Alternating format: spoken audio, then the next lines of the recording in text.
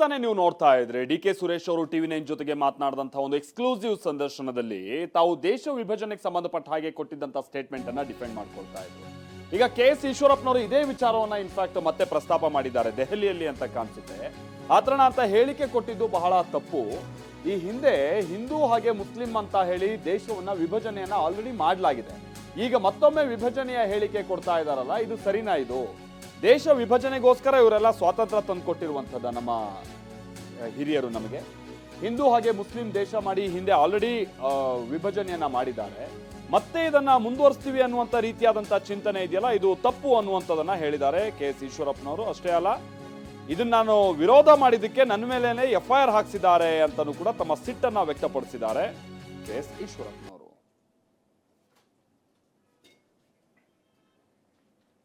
ಈಗ ತಾನೇ ಡಿ.ಕೆ. ಸುರೇಶ್ ಅವರು ನನ್ನ ಹೇಳಿಕೆ ಯಾವ ಅರ್ಥದಲ್ಲಿ ನಾವು ಕೊಟ್ಟಿದ್ದೇನೆ, ಯಾವ ಕಾಂಟೆಸ್ಟ್ ಅಲ್ಲಿ ನಾ ಹೇಳಿಕೆಯನ್ನ ಕೊಟ್ಟಿದ್ದೆ, ಆಮೇಲೆ ಅದನ್ನ ಸಮರ್ಥಿಸ್ಕೊಂಡ್ರು. ನಮಗೆ ಎಷ್ಟು ತೆರಿಗೆ ಅನ್ಯಾಯ ಆಗ್ತಾ ಇದೆ, ಈಗಲೂ ಕೂಡ ನಾವು ಇದ್ರ ಮೇಲೆ ವಿರುದ್ಧವಾಗಿ ಧ್ವನಿ ಎತ್ತಿಲ್ಲ ಅಂತ ಅಂದ್ರೆ ಇದು ನಮ್ಮ ರಾಜ್ಯಕ್ಕೆ ಮಾರಕ ಅನ್ನುವಂಥ ಸಂಗತಿಯನ್ನ ಹೇಳ್ತಾ ಇದ್ರು.